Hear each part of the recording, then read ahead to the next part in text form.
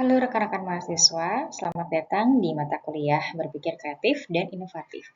Melalui mata kuliah ini diharapkan teman-teman nantinya selain mampu memahami, menerapkan, dan juga mengidentifikasi cara-cara berpikir kreatif dan juga inovatif, juga pada akhirnya teman-teman diharapkan mampu merancang baik itu strategi maupun produk-produk dalam berpikir kreatif dan juga menghasilkan karya-karya yang inovatif.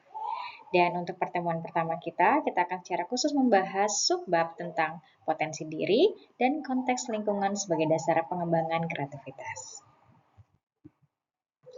Sebelum kita membahas tentang apa itu kreatif dan apa itu inovatif dan bagaimana sih konsep-konsep dari berpikir kreatif itu sendiri, berpikir berasal dari kemampuan dari dalam diri. Untuk itu kita berangkat dari konsep yang namanya potensi diri, khususnya dalam konteks kreatif. Secara etimologis, potensi berasal dari bahasa Inggris yaitu potensi, potential, dan potentiality. Potensi lebih menitikberatkan terhadap kekuatan atau kemampuan, sedangkan potensial merujuk pada kemampuan tersembunyi yang bisa dikembangkan. Sementara itu, potentiality mengacu pada karakteristik atau ciri yang memiliki kapasitas atau kekuatan untuk berkembang di masa mendatang. Sehingga dapat disimpulkan, potensi diri dalam konteks kreatif adalah sesuatu kemampuan yang dimiliki oleh seorang individu yang barangkali masih terus-menerus dicari karena memang belum terlihat bentuk nyatanya seperti apa, begitu ya. Sehingga ketika potensi itu sudah ditemukan, itu bisa menjadi salah satu alat bagaimana individu itu bisa berkembang di masa mendatang. Kira-kira demikian teman-teman. Kemudian tadi seperti yang saya katakan sebelumnya bahwa sebuah potensi itu memang sesuatu yang belum terlihat karena sebetulnya kemampuan itu ada, semua orang, semua individu punya potensi dari dalam dirinya, hanya tidak semua dari kita memahami itu. Paham potensi diri yang paling kuat itu ada di mana. Nah, kumpulan dari potensi-potensi diri yang kita punya, itu misalnya kita punya ada 10 potensi begitu ya, yang kita sadari ada di dalam diri kita. Nah, dari 10 itu ada beberapa yang menonjol atau kuat, salah 1, 2, 3 di antaranya, dan itu bisa menjadi sesuatu yang kita perlihatkan begitu ya kepada dunia bahwa dari 10 potensi yang saya punya ada 3 nih yang paling menonjol. Nah, 3 itu bisa kita sebut sebagai sebuah keberbakatan atau bakat gitu ya. Jadi sebuah kepemilikan potensi yang istimewa ya dalam satu atau lebih domain kemampuan. Jadi yang namanya bakat itu nggak melulu cuma satu ya. Tadi saya bilang kalau dari ada 10 potensi yang sementara kita cari-cari mana ya dari 10 potensi ini yang sebenarnya yang paling kuat yang kita punya, ternyata dari 10 kita punya 3 nih yang paling kuat gitu ya. Kita mampu dalam bidang seni, nari, nyanyi misalnya gitu. Nah, bisa jadi karena itu adalah 3 yang paling istimewa di antara 10 tadi, itu disebut dengan bakat atau keberbakatan. Bedanya apa dengan talenta? Kalau talenta adalah bentuk tampilan langsung dari potensi istimewa. Jadi kalau bakat itu dicari dari potensi mana yang paling unggul, kalau talenta itu memang tidak perlu dicari gitu ya, dia udah kelihatan duluan, bahkan tanpa disadari dari si pemilik talenta tersebut. Seperti itu ya. Jadi kalau teman-teman sampai sekarang masih bingung potensi bakat saya sebenarnya apa ya? Berarti teman-teman masih dalam tahap mencari potensi yang paling istimewa dalam diri teman-teman tuh apa. Tapi kalau misalnya ada orang lain begitu yang tiba-tiba bilang, kayaknya suara lo emang dari awal bagus deh gitu, atau kayaknya Anda leadership-nya tuh udah ada deh, cikal bakal leadership-nya nih udah kelihatan banget nih gitu ya, tanpa harus dilatih lebih lanjut lagi. Nah, itu bisa disebut dengan talenta, teman-teman. Tadi ya domain-domain jenis-jenis kemampuan bakat gitu ya yang istimewa dari berbagai potensi yang kita punya tadi itu ada banyak tentunya. Ini hanya beberapa saja.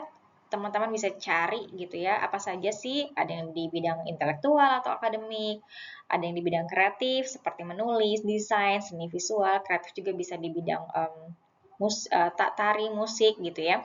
Kemudian leadership, di bidang sosial emosional, di bidang psikomotorik atau olahraga gitu ya, dan lain-lain sebagainya. Ini hanya rujukan saja, teman-teman silahkan cari sendiri apa saja sih jenis-jenis domain kemampuan dalam diri individu itu. Ada dua konsep pandangan atau dua konsep pandangan tentang konsep bakat dari dalam diri individu. Pandangan lama itu mengatakan bahwa kalau bakat itu adalah sesuatu yang berdasarkan kepada kecerdasan dan hasil belajar yang bisa ditujukan oleh individu. Jadi kalau ada anak tiba-tiba atau individu tiba-tiba dia menang juara satu lomba matematika, juara satu lomba nyanyi, dia bisa menciptakan ini itu gitu ya, penemuannya ini itu dan lain sebagainya, dia bisa nulis riset, itu sudah dibilang bakat. Tapi makin ke sini ilmu pengetahuan makin berkembang, kemudian kondisi sosial masyarakat juga semakin mengalami banyak perkembangan, sehingga ternyata konsep keberbakatan tidak cukup sampai di situ, tidak hanya fokus kepada bakatnya apa, tidak hanya fokus kepada dia bisa apa, tapi apakah yang dia lakukan atau yang dia hasilkan itu punya dampak atau kontribusi terhadap orang lain, khususnya masyarakat. Jadi kalau saya gitu ya, misalnya dibilang punya bakat menulis karena buku yang udah saya hasilkan tuh banyak. Dulu mungkin itu bisa dibilang sebuah konsep keberbakatan. Tapi kalau hari gini itu belum bisa dibilang suatu bakat kalau buku-buku yang saya hasilkan memang tidak punya dampak yang cukup signifikan terhadap masyarakat. Jadi kalau bikin buku ya semua orang mungkin bisa bikin gitu ya. Nyanyi semua orang bisa nyanyi. Tapi apakah bukunya itu punya kontribusi yang luas untuk pembaca? Apakah buku itu cukup dikenal oleh masyarakat sehingga punya arti khusus begitu ya bagi masyarakat yang luas. Kemudian kalau nyanyi apa dampak yang bisa ditimbulkan? Kalau si individu ini nyanyi apa sih kontribusinya? Dia bisa apa dari nyanyi ini? Jadi bukan sekedar apa yang bisa dilakukan tapi hasil dari yang dia lakukan, produk yang dia buat atau apapun yang dia lakukan itu punya dampak bagi orang lain. Kita masuk ke konsep kreativitas teman-teman dari potensi, bakat begitu ya. Untuk mengembangkan potensi dan bakat itu, untuk dapat mengembangkan, untuk dapat mempertahankan supaya ada terus, biar kita itu nggak kosong. Karena tadi ya, potensi itu kalau nggak dicari, nggak akan ditemukan bakatnya. Bakat kalau sudah ditemukan dan tidak diasah terus juga, lama-lama ia akan hilang dengan sendirinya, termasuk juga talenta. Nah, untuk menemukan dan mempertahankan itu dibutuhkan kemampuan dari diri kita untuk mencari dan bertahan gitu ya, tetap survive karena manusia itu hidup dalam kurun waktu yang cukup lama, bagaimana day by day dia bertahan hidup, bagaimana dia memecahkan masalah sehari-harinya, bagaimana dia mencari solusi atas segala permasalahan dan kebutuhan hidupnya. Nah, untuk mengatasi itu semua dan untuk mempertahankan potensi, bakat dan juga talenta tadi, tentunya diperlukan sebuah kreativitas. Ya, jadi apa itu kreativitas? Kreativitas adalah kemampuan untuk menghasilkan ide, solusi atau karya yang baru yang bernilai. Jadi bisa ide, bisa solusi kalau punya masalah, atau solusi itu nggak melulu bentuknya barang dan jasa ya, tapi juga ide-ide tadi juga termasuk dalam solusi atau karya produk gitu ya, yang baru dan bernilai atau useful tadi, merujuk kepada konsep keberbakatan. Jadi sesuatu yang kita buat, sesuatu yang kita lakukan, yaitu ada nilainya, ada manfaatnya gitu. Kalau cuma sekedar bikin aja terus buat apa? Nah, Mihaly Csikszentmihalyi ini menjelaskan bahwa kreativitas muncul dari interaksi antar individu, domain atau bidang ilmu karya, dan lingkungan sosial. Jadi,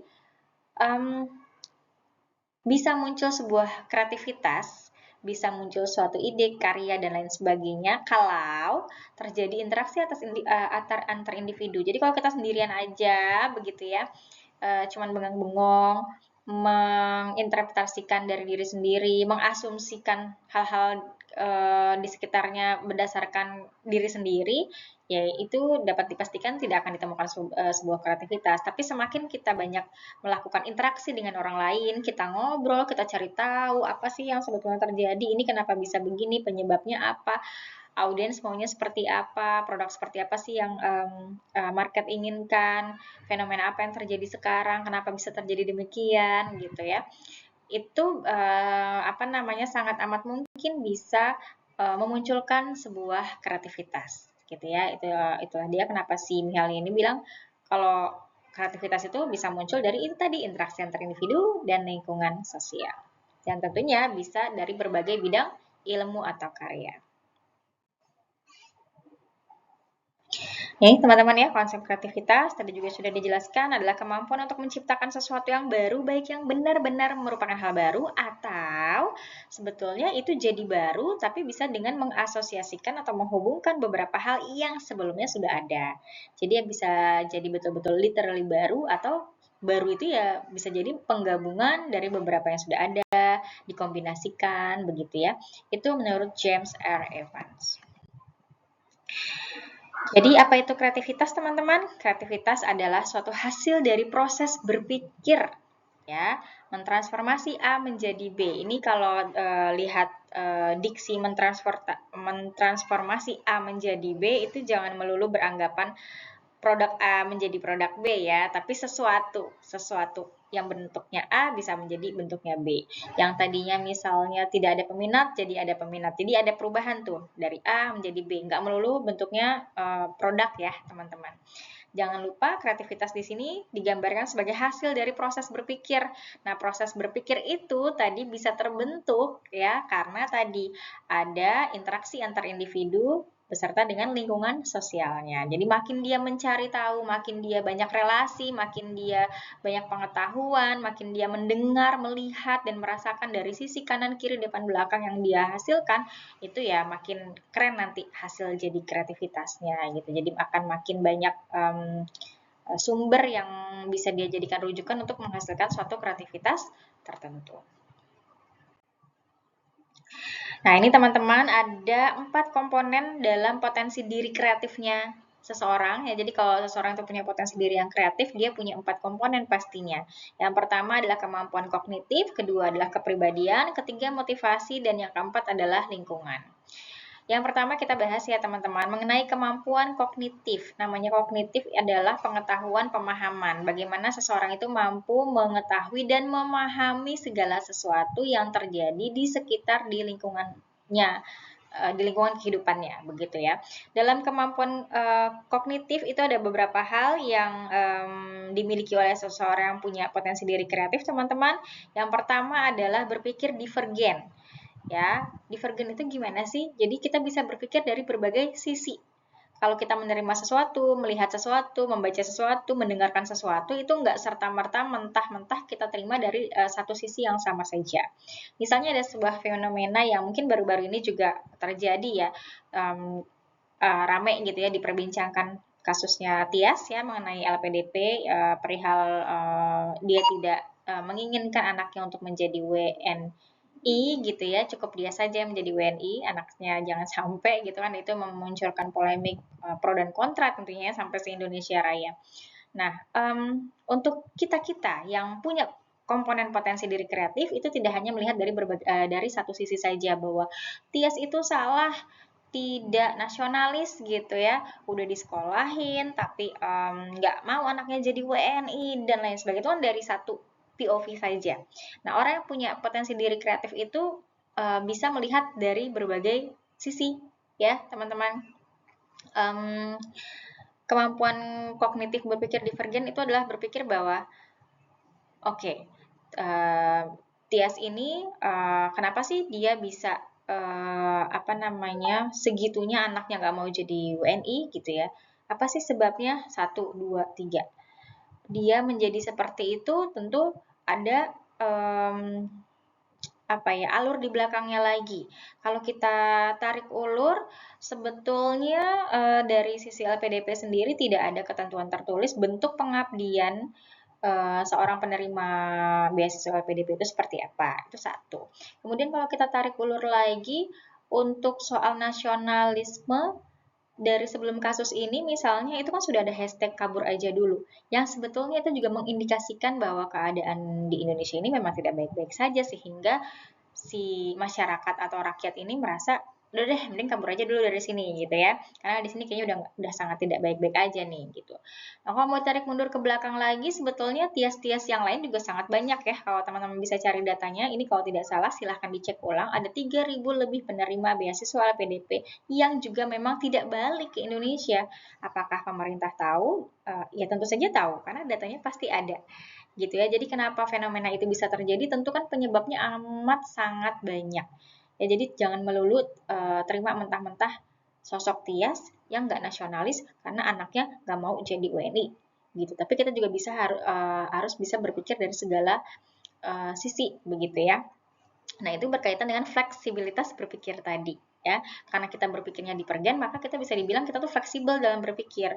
Nggak langsung reaktif gitu ya, serta-merta menghujat, wah Tias ini pasti nggak nasionalis, wah Tias ini nggak benar, dan lain sebagainya.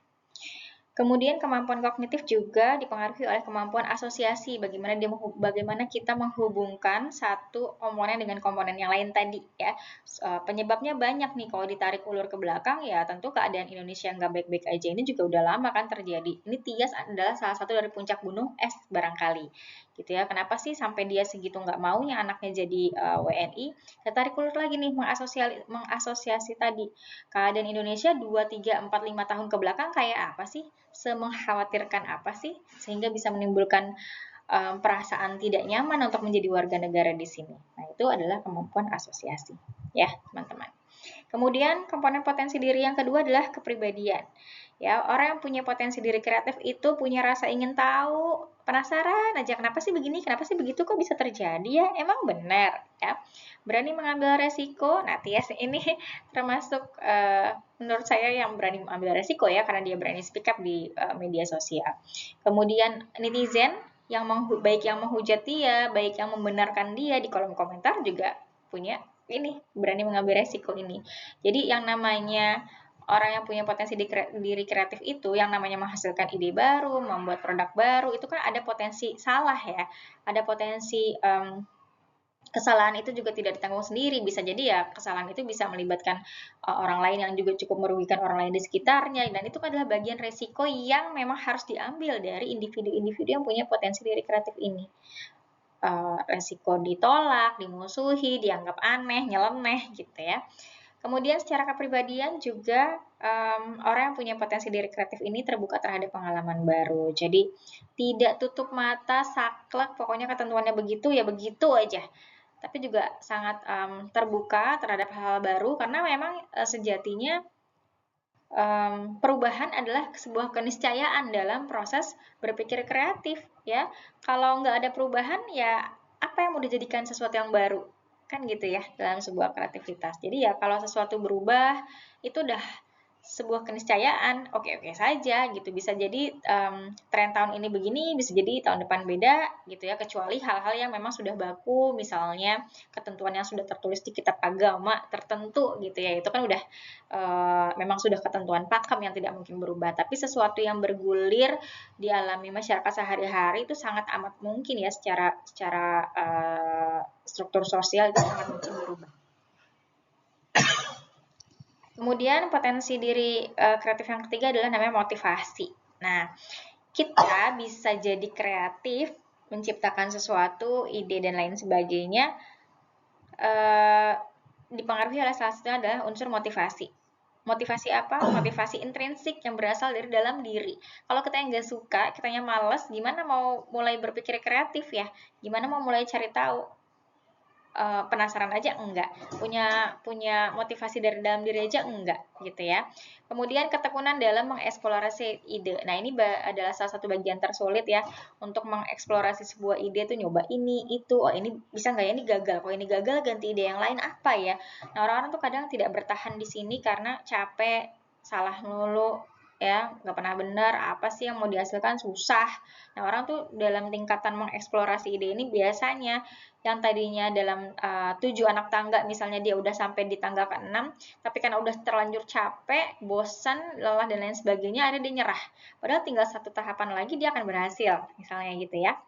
Nah, yang terakhir komponen potensi diri kreatif selanjutnya adalah lingkungan tentunya ya, dukungan dari lingkungan keluarga, sosial, akses terhadap sumber belajar. Akses sumber belajar tuh macam-macam ya, nggak melulu buku, ya bagaimana dia punya akses untuk punya privilege akses untuk bisa bertemu dengan orang-orang yang bisa memberikan dia banyak insight gitu ya, itu juga akses terhadap sumber belajar kan ya. Seperti itu teman-teman.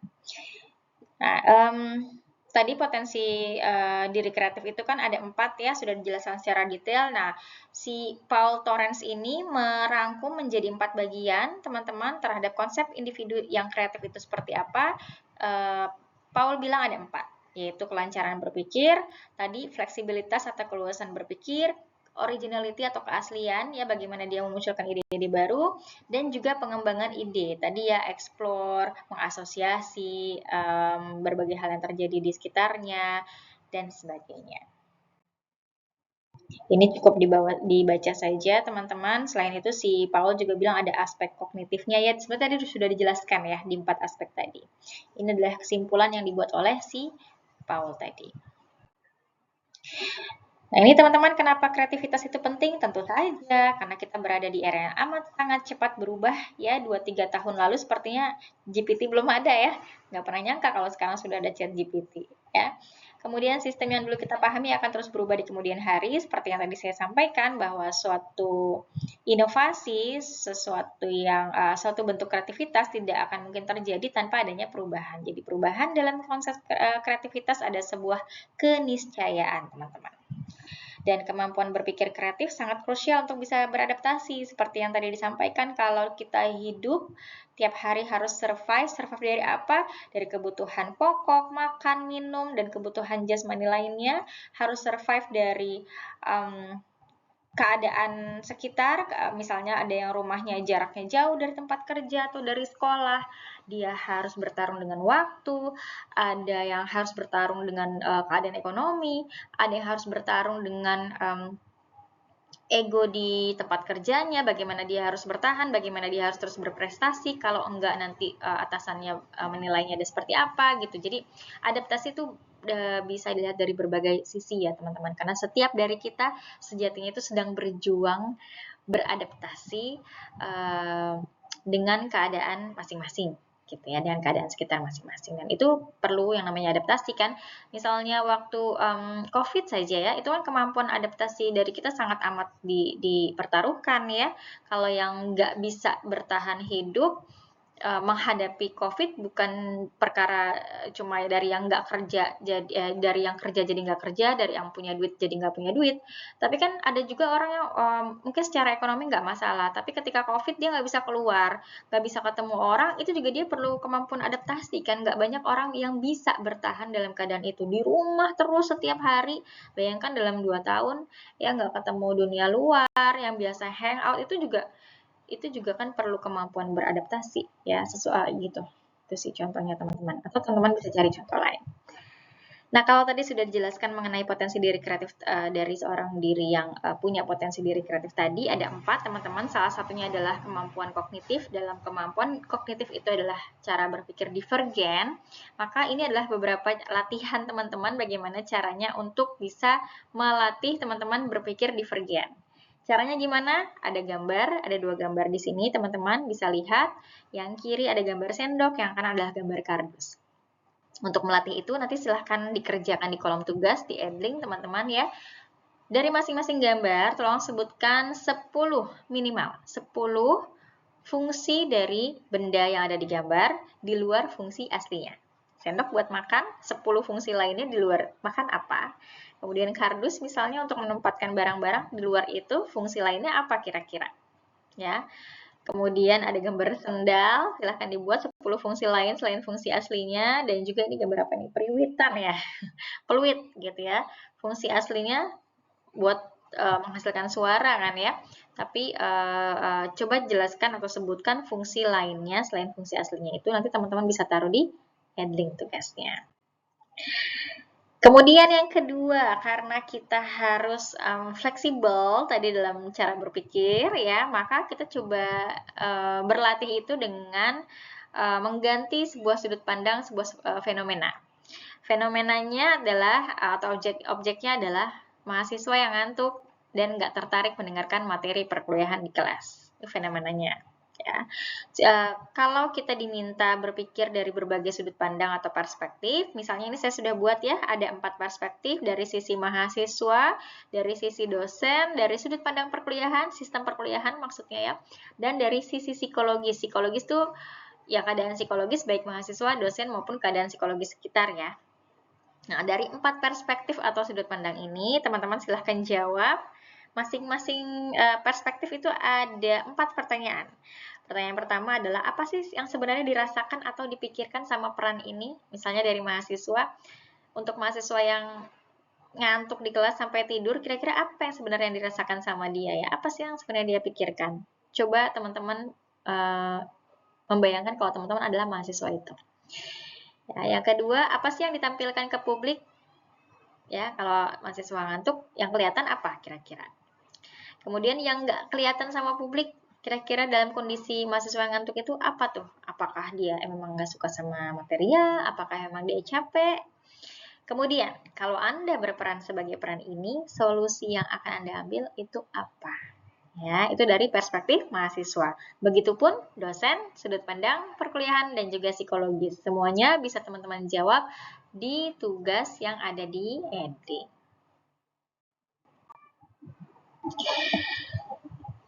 Ini adalah proses kreatif yang dikemukakan oleh Graham Wallace, teman-teman. Ini sih dibaca aja. Jadi dalam tadi kita dalam berpikir kreatif, kan kreativitas dihasilkan dari proses berpikir. Nah, proses berpikir kita itu menurut Graham Wallace itu ada 4 tahap, teman-teman.